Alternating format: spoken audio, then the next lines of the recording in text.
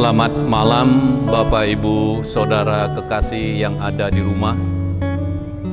Bertemu kembali kita dalam perayaan ibadah kita sebagai keluarga Allah pada malam hari ini. Untuk itu kami mengucapkan Shalom. Saudara yang terkasih dalam Tuhan, kita akan masuk dalam ibadah pada malam hari ini, dan marilah kita ambil saat teduh sejenak.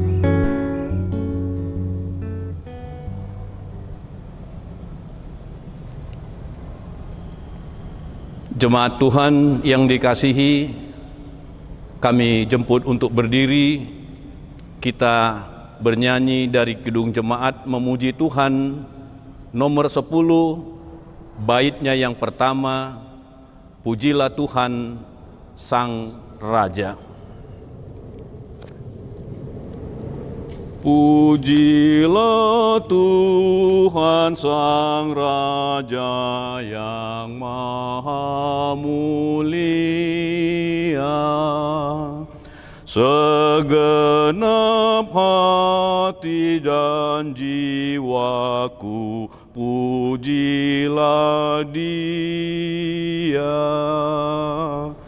Datang berkau, berilah musikmu bergaung, angkatlah puji-pujian. Mari kita berdoa. Ya Tuhan, Bapa kami dalam surga, bagimulah segala sembah, puji dan hormat kami naikkan di malam hari ini. Ketika kami boleh kembali terhimpun di dalam menghayati kehidupan persekutuan kami sebagai keluarga Jemaat GPIB Immanuel Semarang di malam hari ini. Pada malam ini Tuhan, tetap firman-Mu yang menjadi kerinduan kami untuk kami dapat jadikan kekuatan dan terang dalam setiap langkah kehidupan kami, menjalankan tugas panggilan pelayanan kami di bumi ini. Oleh karenanya ya Tuhan, Roh-Mu yang kudus kiranya menerangi hati dan pikiran kami semua, terlebih kepada hamba-Mu, sehingga pimpinan Roh Kudus saja yang boleh terjadi melalui kata-kata yang akan tersampaikan dari firman-Mu di malam hari ini. Berfirmanlah ya Tuhan, karena kami telah sedia mendengar. Dalam Yesus Kristus Tuhan kami. Amin. Jemaat dipersilakan duduk. Bapak Ibu, kita persiapkan pembacaan kita dari Perjanjian Lama, dari kitab Yesaya pasal 40, ayatnya yang ke-9 hingga ayatnya yang ke-11. Yesaya 40 ayatnya yang ke-9 hingga ayatnya yang ke-11. Kita akan bacakan secara bersama-sama. Untuk itu kami jemput kembali kita berdiri. Firman Tuhan berkata, Hai Sion, pembawa kabar baik, naiklah ke atas gunung yang tinggi. Hai Yerusalem, pembawa kabar baik, nyaringkanlah suaramu kuat-kuat. Nyaringkanlah suaramu, jangan takut. Katakanlah kepada kota-kota Yehuda, lihat, itu Allahmu. Lihat, itu Tuhan Allahmu. Ia datang dengan kekuatan dan dengan tangannya ia berkuasa. Lihat, mereka yang menjadi upah jerih payahnya ada bersama-sama dia, dan mereka yang diperolehnya berjalan di hadapannya. Seperti seorang gembala, ia menggembalakan kawanan ternaknya dan menghimpunkannya dengan tangannya. Anak-anak domba di pangkunya, induk-induk domba dituntunnya dengan hati-hati. Berbahagialah setiap orang yang membaca, merenungkan, dan melakukan firman Tuhan di dalam kehidupannya sehari-hari. Terpujilah Kristus. Haleluya. Haleluya. Haleluya. Haleluya.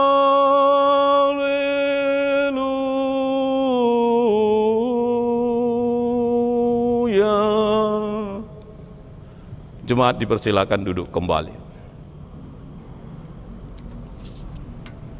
Bapak, Ibu, dan saudara kekasih Tuhan di rumah dan dimanapun berada pada saat ini dalam mengikuti ibadah rumah tangga ini, Salam bagi kita semua, salam damai sejahtera bagi kita yang boleh ambil bagian di dalam jam ibadah malam ini. Berdasarkan SGDK, bacaan terpilih kita pada malam hari ini untuk kita renungkan dari kitab Yesaya pasal 40 ayat 9 sampai ayatnya yang ke-11 ini, saya beri judul atau tema, bergereja berarti membawa kabar baik kepada bangsa-bangsa. Saudara-saudaraku yang kekasih dalam Tuhan, bagaimana keadaan bait Allah dan kehidupan umat Allah dalam kitab Perjanjian Lama, selalu itu dijelaskan dengan dua kata yang selalu dipakai sebagai pengganti, yaitu ada kata Sion dan Yerusalem. Hal itu berarti bahwa berbicara tentang kemasyuran bait Allah dalam kejayaannya sering digambarkan sebagai Sion dan Yerusalem, kota Daud, sebagai kata tempat Yahweh berdaulat, sebagai Raja Israel Raya yang bertahta dan bersemayam di bait Allah yang ada di Bukit Sion di Yerusalem. Saudaraku yang kekasih dalam Tuhan, dari bacaan itu kita mau diingatkan bahwa kata Sion dan kata Yerusalem ini berarti suatu hal yang mau menunjukkan tentang bagaimana keberadaan Sion dan Yerusalem ini digambarkan di dalam Perjanjian Lama. Itu mau menunjukkan tentang situasi dan kondisi yang terjadi bagi umat Allah dan bait Allah yang ada di Yerusalem. Saudaraku yang kekasih, kalau kita membaca di dalam pembacaan kita pasal 40 kitab Yesaya ini, dimulai dari ayatnya yang pertama hingga ayat yang ke-8 sebelum pembacaan kita di ayat 9 sampai 11. Di situ kita bisa membaca bagaimana situasi dan kondisi bait Allah dan umat Allah yang memprihatinkan terjadi di sana. Yesaya 40 ayat 1 sampai 8 di dalamnya digambarkan bahwa umat Allah, dalam hal ini Yehuda di Yerusalem, bukanlah suatu hal yang abadi dan kekal adanya. Umat Allah, Yehuda di Yerusalem ini tidak ubahnya laksana rumput dan bunga yang pasti kering, layu, tidak kekal, dan bahkan hilang tanpa kesan bila tidak seturut dengan firman Allah dan tetap untuk selama-lamanya. Dengan kata lain, bahwa di dalam pembacaan awal kita di ayat 1 sampai 8 di situ mau dijelaskan bahwa Yerusalem itu pada saat penulis kitab ini menuliskannya, digambarkannya Yerusalem itu laksana kota mati yang telah hilang semaraknya. Itu berarti suatu kondisi yang terjadi tentu bukan pada masa kejayaan Raja Daud dan Salomo yang menjadi pemimpin atau raja di Yehuda. Tetapi ini adalah suatu keadaan yang menunjukkan situasi kehidupan Yehuda di Yerusalem sebagai bangsa yang sudah terpuruk, bait Allah sudah porak-poranda, dan kehidupan di sana memprihatinkan. Oleh penulis kitab ini disapa Yerusalem itu untuk menyadari bahwa sebenarnya engkau adalah laksana rumput dan bunga yang pasti kering dan layu, yang hilang tanpa kesan, di mana hanya firman Allah yang tetap untuk selama-lamanya. Berangkat dari sana kita masuk kepada pembacaan kita di dalam 3 ayat yang ringkas ini, saudara yang kekasih. Bacaan hari ini, Sion dan Yerusalem digambarkan oleh penulis kitab ini sebagai suatu kondisi dan situasi bait Allah dan umat Allah dalam arti Yehuda yang sudah dalam keadaan suram, dan kepada umat Yehuda yang ada di dalam pembuangan itu, sang nabi ini berseru, mengajak, menghimbau, sekaligus memerintahkan bahwa umat ini harus menyadari, Yehuda harus menyadari bahwa bait Allah dan keberadaan umat di dalamnya haruslah menyatakan suaranya dengan nyaring, menyatakan suaranya dengan nyaring, dan jangan takut.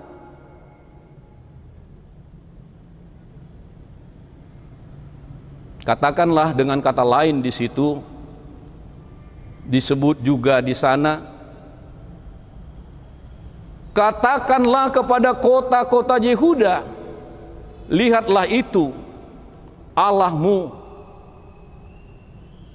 Saudara, dari ayat 9 pertama ini yang menjadi bahan bacaan ini, di sini sang nabi Yesaya mau mengingatkan Yehuda bahwa identitasnya adalah sebagai umat Tuhan. Sebagai umat Tuhan yang telah dipilih, dipanggil, dan dikhususkan untuk menjadi pembawa kabar baik, yang kalau dalam bahasa perjanjian lamanya di situ disebut sebagai pembawa salum kepada dunia. Dalam bahasa perjanjian barunya Yunani, di sana ini sama dengan kata Evangelion, kabar baik, Injil. Jadi di sini mau dikatakan adalah bahwa identitas umat Allah ini harus diingat dan disadari, engkau adalah pembawa kabar baik. Oleh karena itu, engkau adalah kahal. Dalam perjanjian lama, kahal itu adalah umat Allah yang begitu keluar dari perjanjian dari Mesir, dibawa oleh Musa bertemu di sekitar Sinai, di kaki Sinai. Di sana Allah bersabda, memerintah kepada umat itu. Mereka hidup mendengarkan firman Tuhan, perintah Tuhan, berkumpul di sekitar Sinai untuk dikembalikan lagi ke dalam kehidupan mereka, memberlakukan firman Tuhan itu. Saudara-saudara, engkau adalah kahal, kurang lebihnya itu yang mau dikatakan oleh sang nabi ini, yang dipanggil keluar dari kehidupan kemahmu, rumahmu, untuk berkumpul di sini, mendengarkan perintah Tuhan. Dan setelah diperintahkan, engkau diperintahkan juga untuk kembali ke dalam kehidupanmu sehari-hari, memberlakukan perintah Tuhan yang adalah pemilik dan raja hidupmu. Kata kahal ini pula lah yang di dalam perjanjian baru yang bisa kita kenal dengan nama eklesia, jemaat. Kata lain mungkin kita bisa katakan gereja. Kahal dalam perjanjian baru yang identik dengan itu adalah eklesia. Ekaleo, engkau adalah orang-orang yang dipanggil keluar dari kehidupanmu sehari-hari untuk hidup di sekitar firman dan dikembalikan ke dalam kehidupanmu sehari-hari untuk memberlakukan firman Tuhan. Saudaraku yang kekasih, itulah umat Yehuda. Itulah pula kita sebagai gereja yang disapa oleh sang nabi ini. Perintah Tuhan apa dan bagaimana kepada umatnya, kepada kita? Saudaraku, perintah Tuhan kepada umatnya itu adalah membawa kabar baik kepada dunia dan bangsa-bangsa di bumi milik Tuhan ini. Kabar baik keselamatan Allah itu harus dinyatakan, dijadikan nyata di sekitar hidup kita. Berarti kalau kita bicara tentang kabar baik keselamatan Allah yang harus kita nyatakan di dalam kehidupan kita, maka ketika kita menjadi umat Tuhan yang hidup bersama dengan umat banyak orang di sekitar kita, maka kabar baik yang diperintahkan itu secara konkret dan sederhananya adalah, saudaraku, berikan roti bagi si miskin dan yang lapar. Berikan obat bagi si sakit yang ada di sekitarmu. Pembelaan bagi mereka-mereka yang tertindas ketidakadilan. Pengampunan bagi musuhmu. Dan terhadap lingkungan kita juga. Pelestarian dan perawatan bagi alam yang telah rusak oleh karena ulah kita manusia. Itulah kabar baik yang perlu kita sampaikan kepada sesama, dan dunia milik Tuhan, bumi milik Tuhan ini, saudaraku. Tugas itulah yang kita emban sebagai kahal, sebagai eklesia, sebagai jemaat, sebagai keluarga Allah. Di dalam menjalankan tugas itu, saudaraku,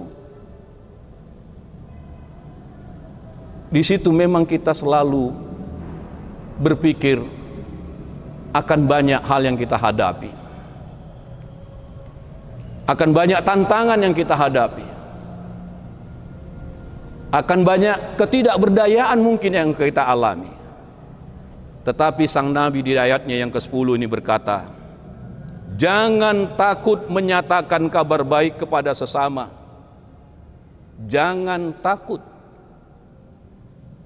karena ada Tuhan Allahmu. Itu yang dikatakan di dalam ayatnya yang ke-10. Jangan takut. Kira-kira konkretnya seperti apa? Sederhananya, kepada kita ketika mengemban tugas membawa kabar baik bagi sesama, seperti yang saya ucapkan di depan tadi, maka kita jangan pernah merasa takut, sakit hati. Sederhananya begitu. Karena apa? Ketika kita membawa kabar baik kepada sesama manusia, mungkin kabar baik yang kita bawa itu tidak diterima atau tidak berterima dengan baik di hati orang yang kita sampaikan kabar baik.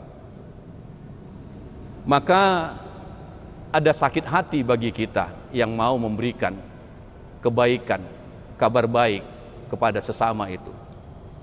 Di sini firman Tuhan berkata, jangan takut. Artinya, jangan takut engkau sakit hati. Sederhananya yang lain, saudaraku, jangan sakit pikiran. Jangan takut sakit pikiran. Karena memang kita tidak mau berupaya lebih sulit lagi untuk memikirkan hal-hal yang baik bagi orang-orang di sekitar kita. Karena memang kita belum memiliki kemampuan yang cukup. Dan kita sudah mengerahkan pikiran kita. Terus kemudian sikap-sikap juga yang tidak berterima dari lingkungan di mana kita berada, membuat apa yang menjadi pikiran kita menjadi sakit. Itu adalah suatu hal yang pasti akan kita alami sebagai pembawa kabar baik ke sesama di mana kita berada. Sang Nabi berkata kepada kita, jangan takut. Jangan takut karena ada Tuhan Allahmu. Begitu juga dalam kehidupan berjemaat, bermasyarakat, di dalam situasi kehidupan yang heterogen ini, saudaraku, ketika kepada kita diberikan tugas untuk mengemban, membawa kabar baik kepada sesama, maka kita selalu mungkin merasa takut, sakit dompetnya.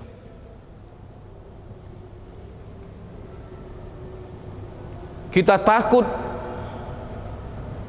bagaimana dengan apa yang ada di dompet kita ini akan habis dengan percuma dan tidak memberikan keuntungan kepada kita. Di sini secara tidak langsung juga mau dikatakan, jangan takut robek dompetmu, saudaraku, ketika engkau harus memberikan kabar baik kepada sesamamu. Saudara, kenapa kita jangan takut? Karena Allah lah yang telah memilih kita. Allah lah yang telah mengutus kita. Dan Allah yang memilih dan mengutus kita itu sebagai kahal, sebagai umatnya, sebagai gereja, sebagai keluarga Allah. Dia itu Allah Maha Kuasa, yang kuat, yang pasti berjalan menyertai kita. Selanjutnya, Bapak Ibu yang kekasih dalam Tuhan, di dalam ayat 11, di situ digambarkan oleh penulis kitab Yesaya ini, dikatakannya Tuhan Allah adalah gembala yang baik bagi gembalaannya. Artinya, saudaraku, bahwa Tuhan Allah itu sendirilah yang telah memilih dan menghimpunkan kita sebagai keluarga Allah, sebagai jemaatnya, yang pasti akan selalu dilindungi dan dijagainya. Itu bunyi ayat berikutnya, bagian daripada ayat 11. Yang akan dilindungi dan dijagainya, yang akan dipangkunya dengan penuh kasih sayang ketika kita terluka atau sakit di dalam menjalankan tugas panggilan kita, menghadirkan kabar baik bagi sesama. Dan di situ juga ada satu kata dikatakan di sana, dituntunnya penuh perhatian dalam mana kita menapaki menjalankan perintahnya itu. Saudaraku yang kekasih, melihat kepada bahwa Tuhan Allah inilah yang menjadi gembala kita, teringat kita apa yang ditulis oleh Yohanes pasal 10 ayat 11, berbicara tentang gembala yang baik, berbicara tentang gembala yang agung itu. Di sana dituliskan, akulah gembala yang baik. Gembala yang baik memberikan nyawanya bagi domba-dombanya. Jadi Bapak Ibu Saudaraku yang kekasih di dalam Tuhan, ketika kita hidup sebagai jemaat, keluarga jemaat, keluarga Allah, dalam mengemban tugas panggilan kita untuk membawa kabar baik kepada dunia, di sana diperintahkan kepada kita, jangan takut karena Allah sendiri yang akan menjadi penuntun kita. Dia yang akan menjadi gembala bagi kita, gembala yang baik yang bahkan menyerahkan nyawanya bagi domba-dombanya. Dan ini memang terbukti dari apa yang telah Yesus berikan dan nyatakan kepada kita sebagai umat tebusannya. Untuk apa? Dia menghadirkan keselamatan, dia menghadirkan salum, dia menghadirkan kabar baik bagi kita. Yesus sebagai gembala yang baik, itu sudah kita lihat dan alami. Bagaimana Yesus di dalam perjalanannya menyapa si miskin, menyapa si buta, si lumpuh, orang-orang yang terpinggirkan di dalam masyarakat, dipedulikannya, dia solider dengan umat manusia. Perintah yang seperti itulah yang diberikannya kepada kita, eklesia, jemaat Tuhan ini. Jadi oleh karena itu saudaraku yang kekasih, ketika kita mengaku percaya bahwa kita ini adalah eklesia, jemaat Tuhan, yang di dalamnya kita diperintahkan untuk menjadi membawa kabar baik bagi dunia, kepada kita ada tugas mulia yang Tuhan berikan.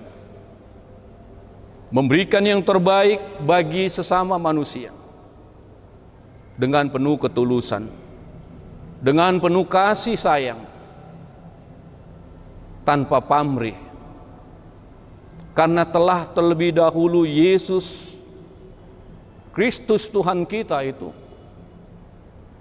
yang menyatakannya di dalam perjalanannya mulai dari Galilea sampai ke Yerusalem, Golgota. Dia menyapa semua umat manusia, siapa saja, tidak hanya dari kalangan Yahudi, tidak hanya dari kalangan pejabat pengusaha, tetapi jauh lebih banyak yang disapanya adalah orang-orang susah, orang sakit, orang menderita, sebagai bukti bahwa dia mengasihi saudara kita yang sedang dalam keterbutuhan itu. Jadi oleh karena itulah Bapak Ibu dan saudara-saudaraku yang kekasih, ketika kita berbicara tentang kita sebagai gereja, kehidupan kita bergereja itu adalah berarti membawa kabar baik kepada setiap orang, kepada bangsa-bangsa. Pembacaan firman Tuhan hari ini baiklah menjadi perenungan bagi kita untuk melihat lebih jauh, memahami lebih jauh apakah pelayanan kita, kehidupan kita bergereja yang dimulai dari kehidupan bergereja dalam keluarga sudah menyatakan kasih Allah dalam prakteknya, atau kita bergereja hanya sebagai suatu bentuk organisasi yang harus melakukan ritual-ritual tanpa peduli realita yang ada di sekitar kita. Keterbutuhan saudara-saudara kita akan kasih sayang Kristus dari kita sebagai pembawa kabar baik, Evangelion, Injil itu. Saudara dan saya bukan seorang ahli, bukan seorang evangelis yang bisa memberitakan tentang Injil secara detail berdasarkan kata-kata. Tetapi pada diri kita ada mengemban tugas bahwa kita ini adalah evangelis, pembawa kabar baik. Kabar baik melalui laku hidup nyata, memberlakukan kasih Allah terhadap sesama umat manusia. Itulah yang mau dikatakan di dalam pembacaan kita. Bergereja berarti membawa kabar baik kepada bangsa-bangsa. Kiranya Tuhan memberkati kita. Amin. Kita ambil saat teduh sejenak.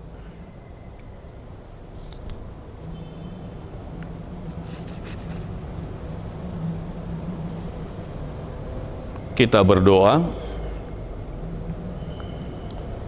Kami bersyukur, berterima kasih kepadamu, ya Tuhan Bapa dalam surga. Oleh karena Engkau yang telah menghimpunkan kami, memanggil, memilih, dan mengutus kami sebagai umat-Mu, keluarga Allah, sebagai kahal dan eklesia yang mengemban tugas membawa kabar baik bagi dunia, bagi bangsa-bangsa, dimanapun kami berada. Bersyukur, berterima kasih kami kepadamu Tuhan untuk sapaan firman hari ini. Ketika Yehuda Kau ingatkan kembali untuk tugas panggilannya sebagai umat-Mu yang tidak perlu takut di dalam menjalankan tugas panggilannya, karena Engkau yang senantiasa setia hadir sebagai Gembala Agung yang menuntun, melindungi, dan bahkan mencukupkan apa yang menjadi kebutuhan di dalam kehidupan pelayanan di tengah-tengah umat-Mu itu. Terima kasih Tuhan untuk firman-Mu ini. Ajarlah kami agar kami dapat mengerti dan memberlakukannya dimulai dari kehidupan kami sebagai keluarga. Menghadirkan arti kata gereja itu di dalam keluarga kami, sehingga kami sebagai keluarga membawa gereja di dalam bentuk ketertiban dan panggilan pelayanan dan kesaksiannya di dalam kehidupan kami berumah tangga. Sehingga ketika kami hadir Tuhan, di dalam keberadaan kami bersama dengan keluarga-keluarga yang lain dalam bergereja, kami menyadari bahwa ada tanggung jawab, ada tugas yang Kau berikan kepada kami untuk menjadi pembawa kabar baik. Sehingga kebersamaan kami melalui Gereja GPIB Immanuel Semarang ini, kami boleh menjadi pembawa kabar baik bagi lingkungan kehidupan kami dimanapun kami berada. Bapa dalam surga, dalam malam hari ini juga kami bersyafaat untuk kehidupan rumah tangga dan keluarga kami dalam segala keberadaannya. Kiranya pemeliharaan dan penyertaan-Mu Tuhan yang kami dambakan untuk dapat senantiasa ada di tengah-tengah kehidupan kami. Kehidupan persuami istrian kami, kehidupan anak-anak, menantu dan cucu yang Tuhan berikan di hadapan kami, sehingga kami dapat mencerminkan sebagai keluarga Allah di dalam kebersamaan dan tanggung jawab kami. Berdoa kami Tuhan buat gereja GPIB Immanuel di mana kami bagian di dalamnya. Kau berkenan memberikan kemauan dan kemampuan bagi kami untuk tidak takut mengemban tugas pembawa kabar baik bagi dunia ini. Ajarilah kami dan berikanlah kami terang-Mu, hikmat-Mu, sehingga nama Tuhan boleh dipermuliakan melalui pelayanan dan kesaksian kami bergereja. Tuhan memberkati seluruh presbiter yang ada di dalam penata layanan, seluruh pelkat-pelkat, komisi-komisi, terlebih kepada pendeta kami, hamba-Mu, Bapak Pendeta Yorinawa, di dalam kehidupan rumah tangganya dan di dalam tugas-tugas yang Tuhan percayakan kepadanya. Hikmat Tuhan kiranya melimpah atasnya. Bapa dalam surga, bagi saudara-saudara kami yang masih dalam keadaan kurang baik di dalam kesehatannya, kurang baik di dalam penghasilan kehidupan rumah tangganya, kurang beruntung di dalam pendidikan anak-anaknya, dan bahkan di dalam pencarian pekerjaan oleh anak-anak yang sudah menyelesaikan pendidikan. Mari Tuhan, kami mengundang Engkau memberkati agar kiranya setiap apa yang menjadi pergumulan masing-masing rumah tangga keluarga Tuhan di jemaat ini boleh diemban, boleh dipikul bersama topangan-Mu semata. Bapa dalam surga, begitupun dengan program-program penata layanan di dalam kehidupan jemaat ini. Tuhan berkenan menuntun kami agar kami dapat menyatakan penata layanan dan kesaksian kami untuk hormat dan kemuliaan nama-Mu, bukan untuk hormat dan kemuliaan kami. Ampuni Tuhan segala apa yang kurang berkenan, yang berlaku di dalam kehidupan pribadi kami, keluarga kami, keberadaan kami sebagai jemaat, agar kiranya Tuhan kami layak menjadi umat Tuhan, agar kami layak datang di dalam puji-pujian, terlebih di dalam doa-doa yang kami naikkan kepadamu. Terima kasih Bapa untuk pengampunan-Mu. Terpujilah nama-Mu Tuhan.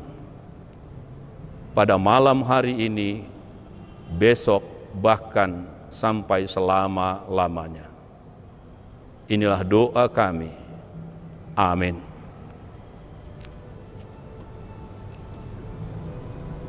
Saudara jemaat Tuhan, kita akan mengumpulkan persembahan kita. Untuk mengiringi persembahan ini, kita buka Kidung Jemaat nomor 288, Kidung Jemaat 288, kita nyanyikan pada baitnya yang pertama. Mari puji Raja Sorga dan apa yang berikutnya. Mari puji Raja Sorga, persembahan bawalah, ditebusnya jiwa raga, maka puji namanya.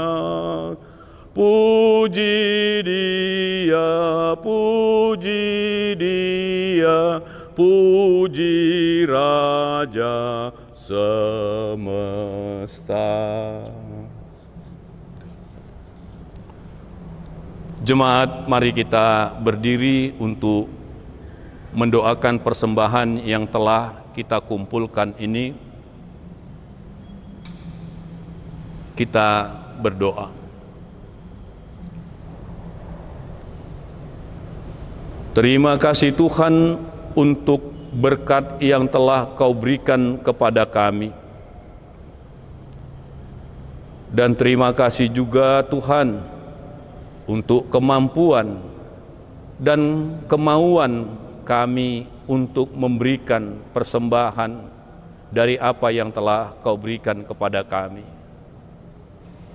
Biarlah kiranya persembahan kami yang sedikit ini Tuhan boleh berguna untuk pelayanan dan kesaksian, memuliakan nama Tuhan di dalam kehidupan pelayanan dan kesaksian Jemaat GPIB Immanuel Semarang.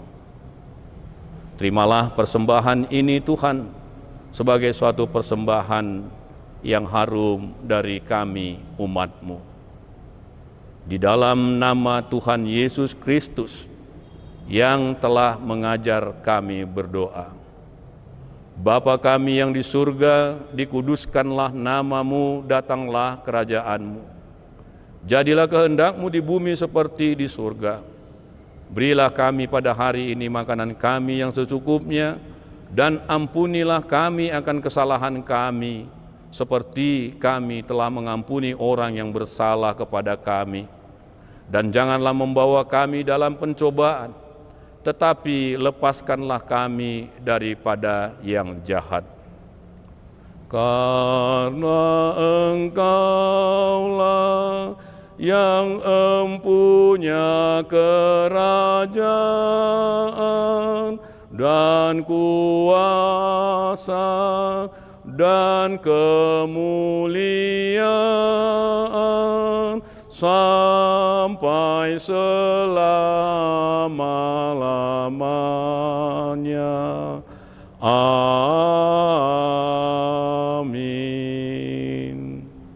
Jemaat Tuhan, kami jemput berdiri untuk kita menerima pengutusan dari Tuhan di dalam kehidupan kita.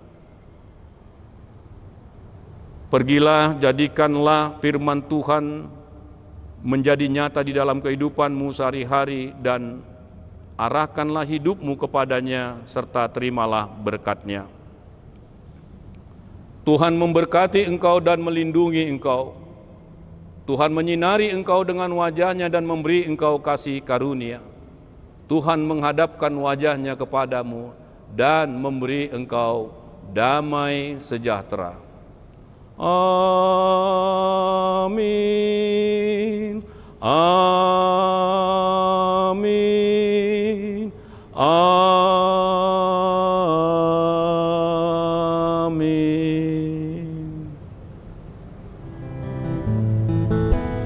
Ibadah keluarga selesai. Salam, Tuhan memberkati kita.